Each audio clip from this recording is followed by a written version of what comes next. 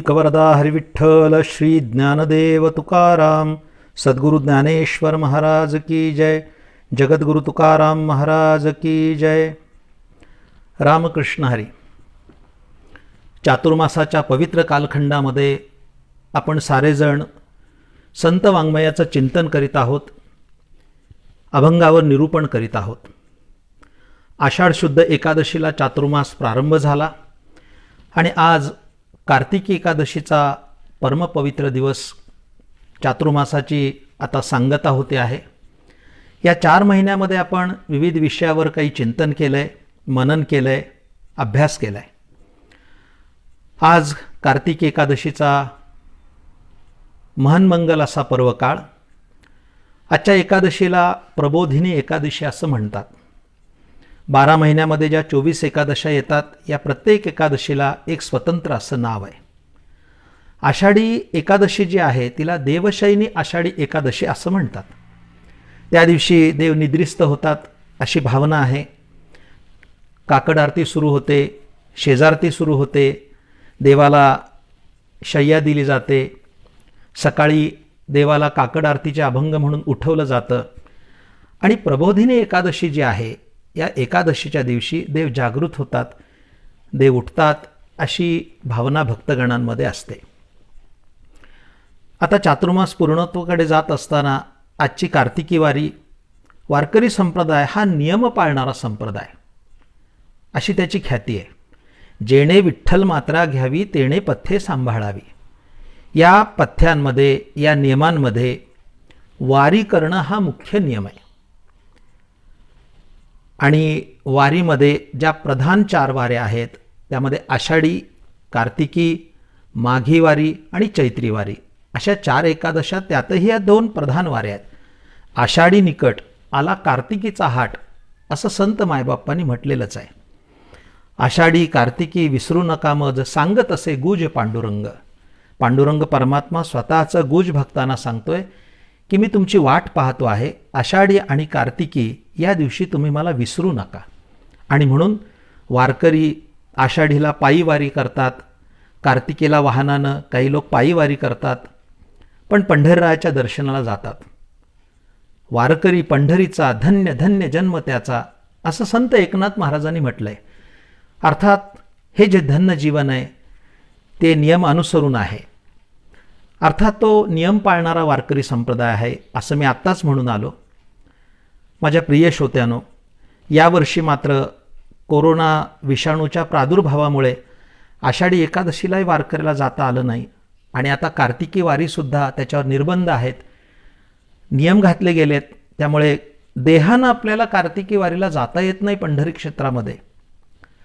पण तरी देखील मी आत्ताच आपल्याशी संवाद साधला की वारकरी संप्रदाय हा नियम पाळणारा संप्रदाय, नियमबद्ध चालणारा संप्रदाय। अर्थात हे नियमसुद्धा आम्ही पाळणार आहोत सार्वजनिक हितासाठी, सर्वांच्या आरोग्यासाठी। आम्हाला देहाने नाही जाता येणार हे मान्य आहे। आम्ही शरीराने पंढरीत नसू कदाचित, पण आमचं मन आज पंढरीत आहे। आम्ही मनानं पंढरीची वारी करूया। अर्थात मी या भागामध्ये विशेषत्वानं मानसिक वारी सांगणार आहे, कारण पूजेमध्ये सुद्धा मानस पूजा ही सर्वोत्तम पूजा मानलेली आहे। लक्षात घ्या, आपण कायेनं पूजा करतो, कायिक, वाचिक, मानसिक ही जी आपण सेवा करतो, या सेवेमध्ये सर्वोत्तम जी मानली आहे ती मानसिक सेवा मानली आहे। आणि तसंही पाहू गेलं तर परमार्थ म्हणजे नेमकं काय हो? तर बहिर्मुख झालेल्या मनाला अंतर्मुख करणं, मनाला वळण लावणं, मनावर संस्कार करणं, हीच खरी परमार्थाची भूमिका आहे। आमची इंद्रिय ही बहिर्मुख आहेत, विषय लोलूप आहेत, माणूस विषयामध्ये रममाण झाला आहे। ज्ञानोबा किती सुंदर वर्णन करतात, विषय विषाचा परिपाडू, गोड परमार्थ लागे कडू, कडू विषय तो गोडू जीवासी जहाला। वास्तविक विषय कडू आहेत, पण ते माणसाला गोड वाटतात। विषय भोगामध्ये तो रममाण होतो, आयुष्य संपून जातं, पण परमार्थाचा रस्ता दिसत नाही। आणि परमार्थ हा अत्यंतिक गोड आहे, पण तो गोड परमार्थ माणसाला कडू वाटतो आणि कडू प्रपंच माणसाला गोड वाटतो। अशी एक माणसाची उफराटी पद्धत आहे। हा कटकटा आहे ओखटे ये मृत्यूलोकीचे उफराटे, ज्ञानोबाराय बोलतातच ना, या मृत्यूलोकामध्ये अनेक गोष्टी अशा उफराट्या आहेत. खरं विषय भोगी जे सुख ते साध्यंतची जाण दुःख, परी काय की जे मूर्ख न सेविता न सरे, ज्ञानोबाराय बोलतात. विषयामध्ये तो रममाण झालाय. अशा विषयामध्ये रममाण झालेल्या मनाला पारमार्थिक संस्कार करून अंतर्मुख करणं आणि आत्मोद्धारासाठी प्रवृत्त करणं, याचंच खऱ्या अर्थानं वारी असं नाव देता येईल. मंडळी, आज आपण सगळेजण मानसिक वारी करूया. आपण देहानं आपण घरी असा, पण मनानं आपण पंढरी क्षेत्रात असा.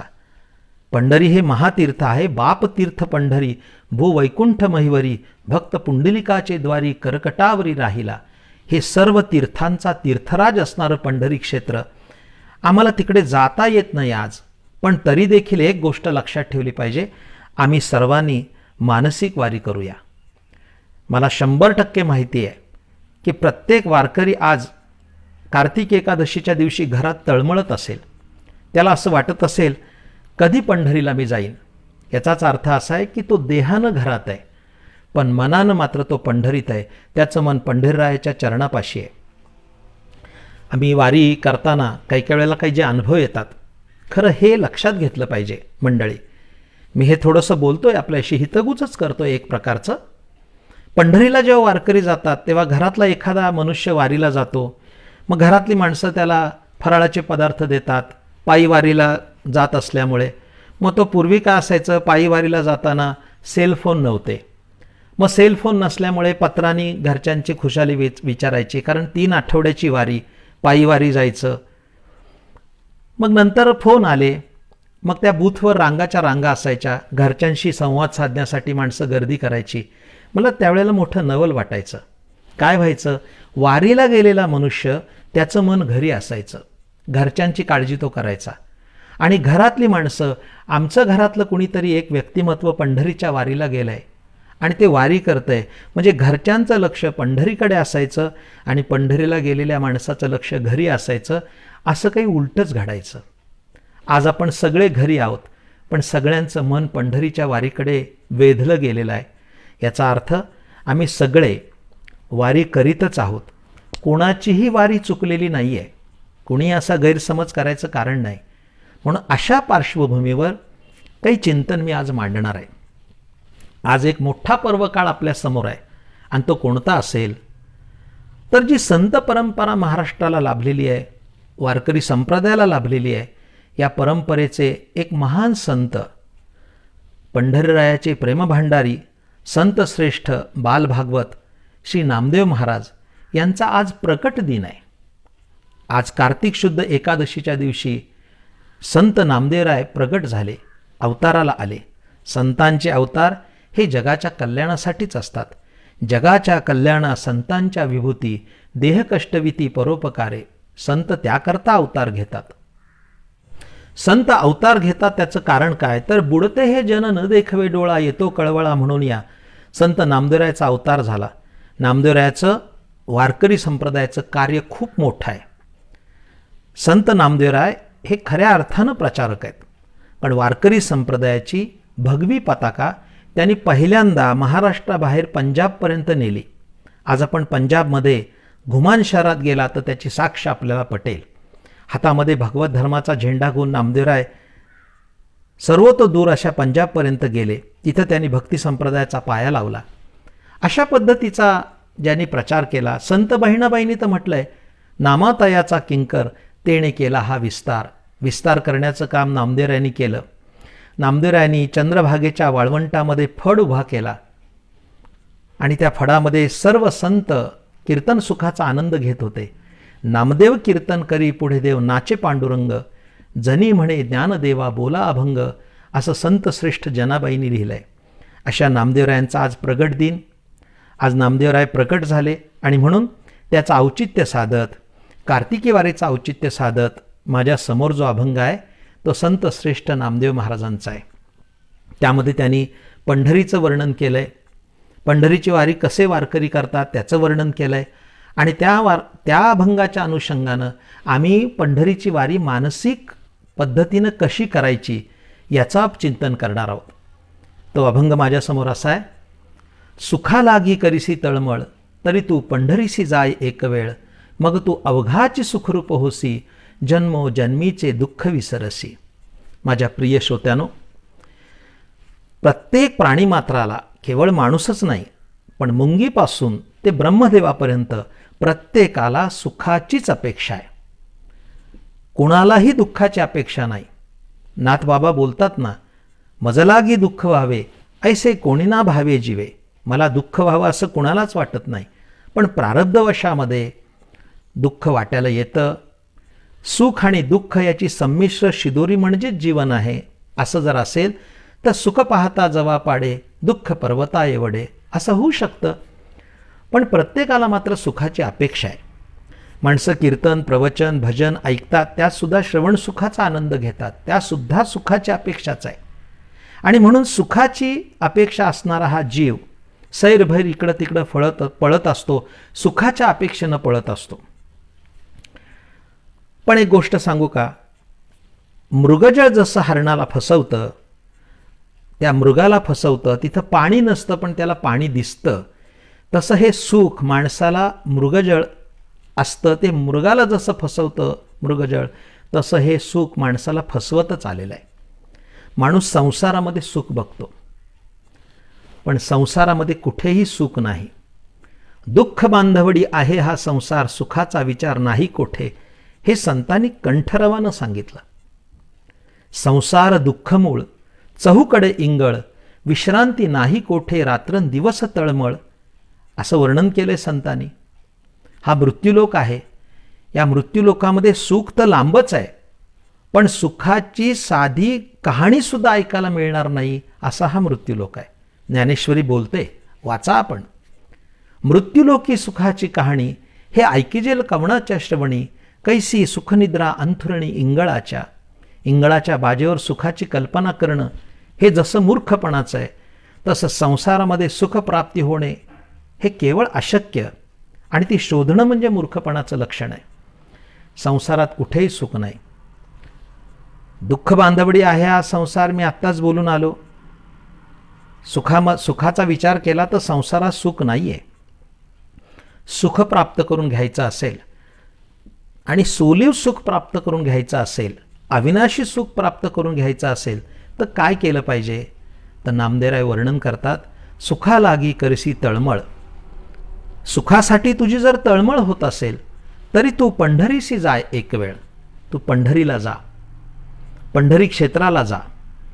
का जा बाबा? याचं कारण, आनंदाचा कंद तिथे उभा आहे.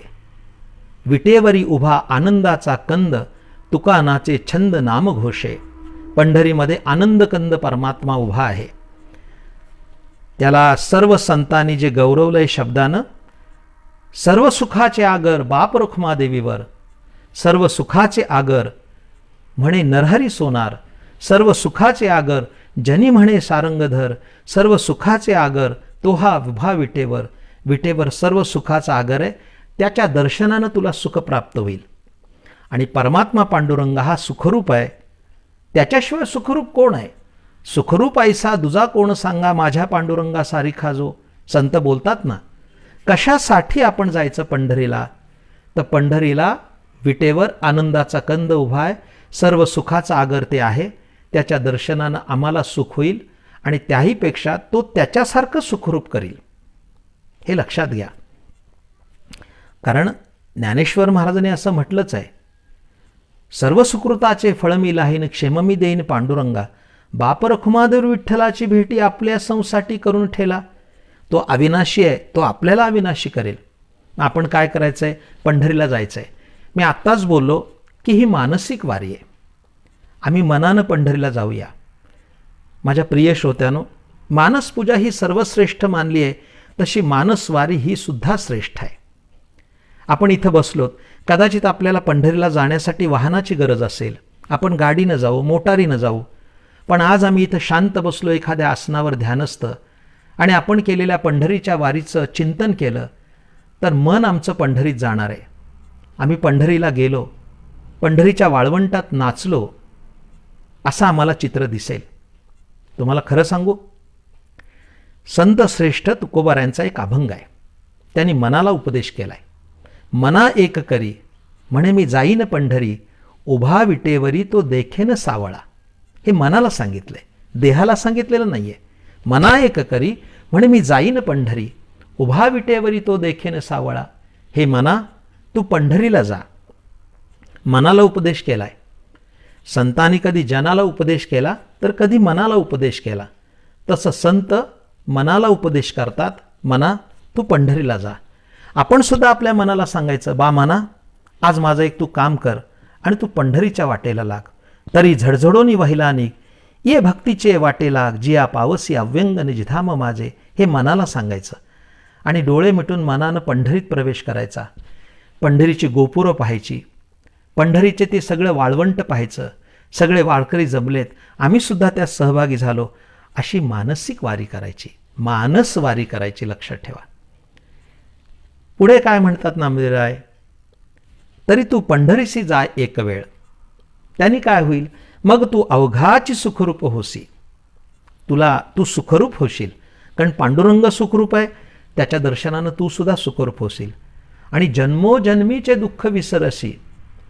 हा मनुष्य देह आम्हाला अनेक जन्मानंतर मिळालेला आहे, एका जन्मात नाही मिळाला. एक एक योनी कोटी कोटी फेरा, मग लागे वारा मनुष्याचा. माहीत नाही मागच्या जन्मात आम्ही कोण होतो. कोणी गाय असेल, कोणी बैल असेल, कोणी गाढव असेल, कोणी कुत्रा असेल, कोण हत्ती असेल, कोण मुंगी असेल, कोण मुंगळा असेल, कोणताही जन्म असेल. मागचा जन्म कोणताही माहिती नाही. किती जन्म झाला फेरा, गणित नाही जी दातारा. माहीत नाही आपल्याला मागच्या जन्मात कोण होतं. पण अनेक जन्म घेत घेत आम्ही मनुष्य जन्मात आलो. अनेक जन्मांचं आम्हाला जे दुःख आमच्या डोक्यावर आहे, ते दुःख केवळ एका पंढरीच्या वारीनं जाणार आहे. अशी मानसवारी केली तर आमच्या दुःखाचा नाश होणार आहे, आम्ही सुखरूप होणार आहोत. अहो, दुःखाची निवृत्ती हीच परमानंदाची प्राप्ती आहे. वेदांत शास्त्रात जे म्हटलंय की आत्यंतिक दुःखाची निवृत्ती आणि परमानंदाची प्राप्ती, हे जर मोक्षाचं वर्णन केलंय तर आत्यंतिक दुःखाची निवृत्ती झाल्यानंतर मोक्षाची परमानंदाची प्राप्ती होईल असं नाहीये. आत्यंतिक दुःखाची निवृत्ती म्हणजेच परमानंदाची प्राप्ती आहे. जीव आनंदावर लोळेल. ही सर्व दुःखाची जर संपूर्ण दुःख जर आमचं संपून गेलं तर होणारी प्राप्ती ही आनंदाचीच आहे. ही आनंदवारी आहे, ही प्रेमाची वारी आहे, ही सुखाची वारी आहे. किती म्हणून उपमा द्यायच्या वारीला. पंढरीची वारी म्हणजे सुखाची वारी, पंढरीची वारी म्हणजे आनंदवारी, पंढरीची वारी म्हणजे मोक्षाची वारी, पंढरीची वारी म्हणजे जीवनमुक्त होण्याची वारी. अशा पद्धतीचं आम्ही चिंतन करू शकतो. तू पंढरीला गेलास, पंढररायाचं दर्शन घेतलं की जन्मोजन्मीचे दुःख विसरसी. दुःख ते कैसे नये स्वप्नासी. तुला स्वप्नात सुद्धा दुःख येणार नाही, असा तू सुखरूप होशील. पंढरीच्या वारीचा जो नियम आहे त्या नियमामध्ये प्राधान्यानं काय सांगितलंय, चंद्रभागे स्नान विधी तो हरिकथा. हा प्रधान हेतू त्याच्या मागे. चंद्रभागेचं स्नान आणि विधी तो हरिकथा. म्हणजे प्रत्येक तीर्थाचा जो विधी असतो तसा पंढरीचा विधी आहे हरिकथा ऐकणं आणि चंद्रभागेचं स्नान करणं. मग चंद्रभागेचं आम्हाला स्नान करायचं आहे. नामदेवराय वर्णन करतात, चंद्रभागेकरिता एक स्नान, तुझे दोष पळती रानोरान.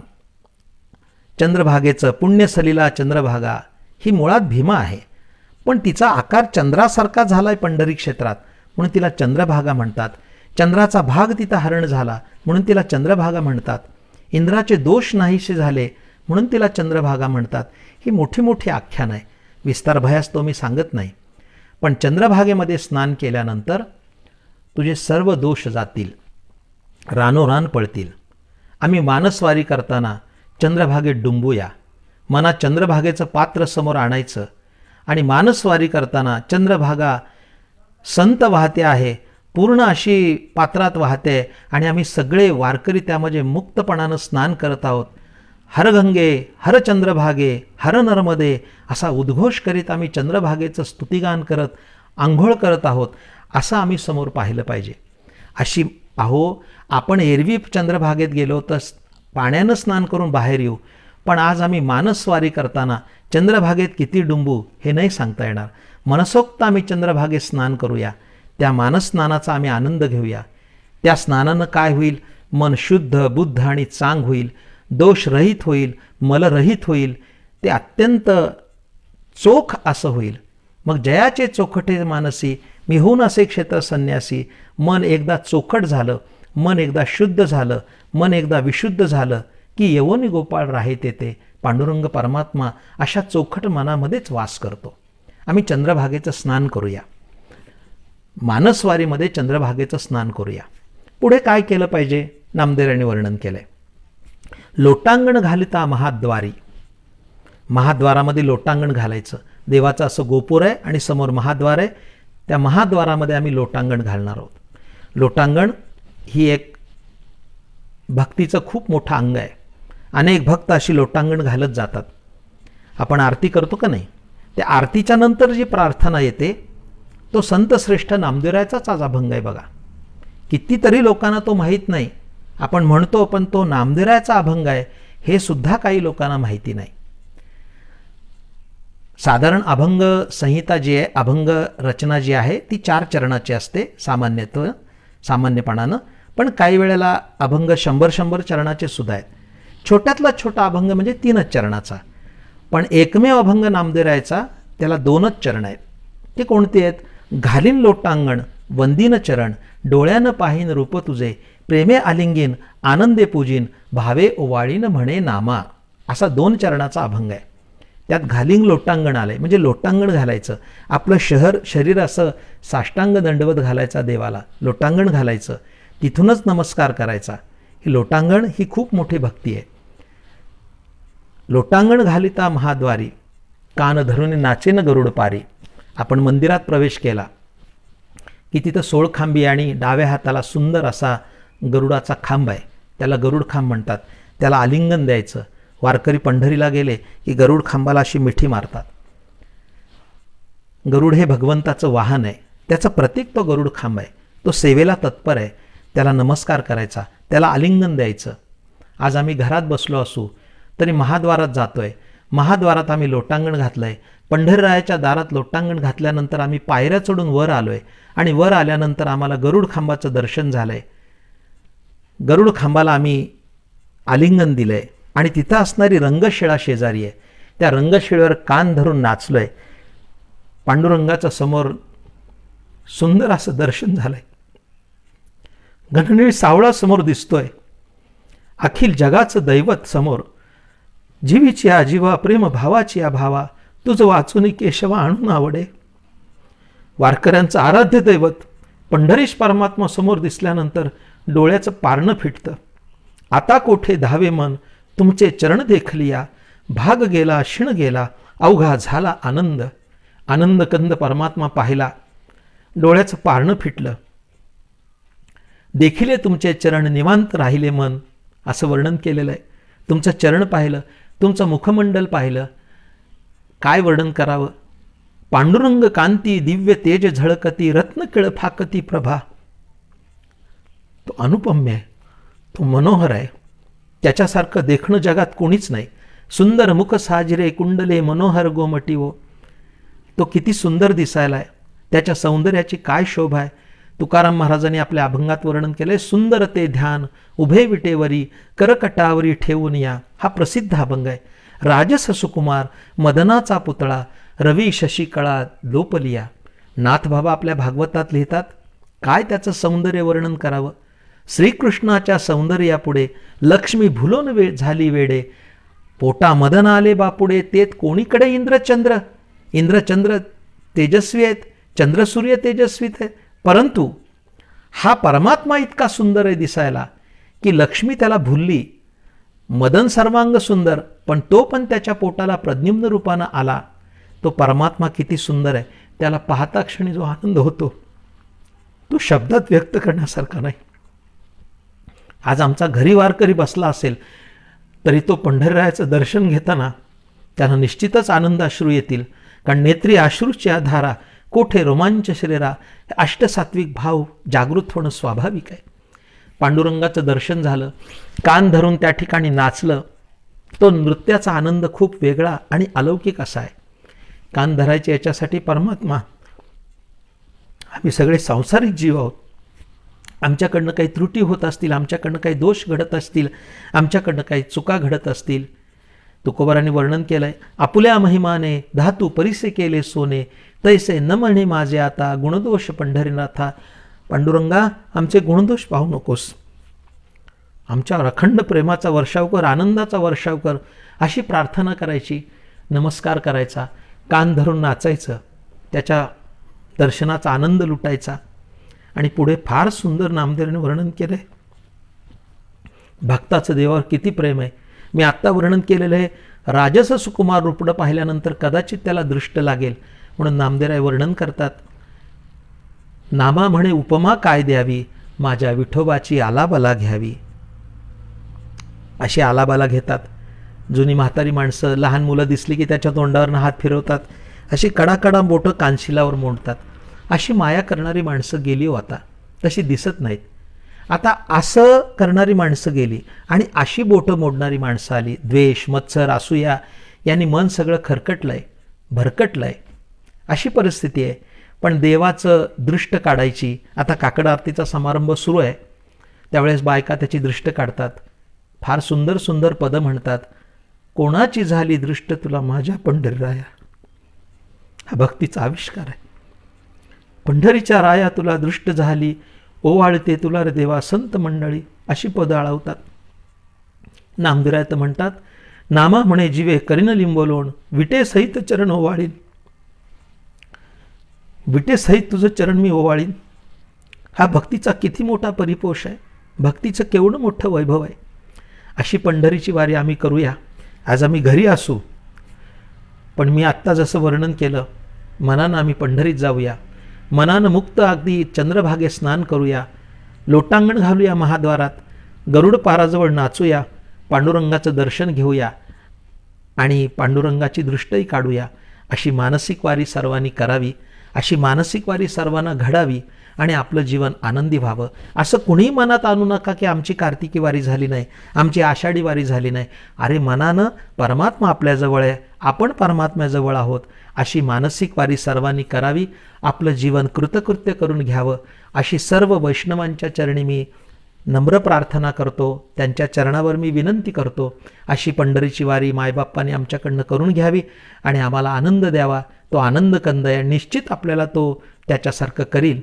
ही जी सेवा आहे कार्तिकी वारीची, ही पांडुरंगाच्या चरणी, ही संत सज्जनांच्या चरणी आणि सद्गुरू चरणी मी समर्पित करतो आणि माझ्या शब्दांना विराम देतो. पुंडलीक वरदा हरिविठ्ठल, श्री ज्ञानदेव तुकाराम, सद्गुरु ज्ञानेश्वर महाराज की जय, जगद्गुरु तुकाराम महाराज की जय.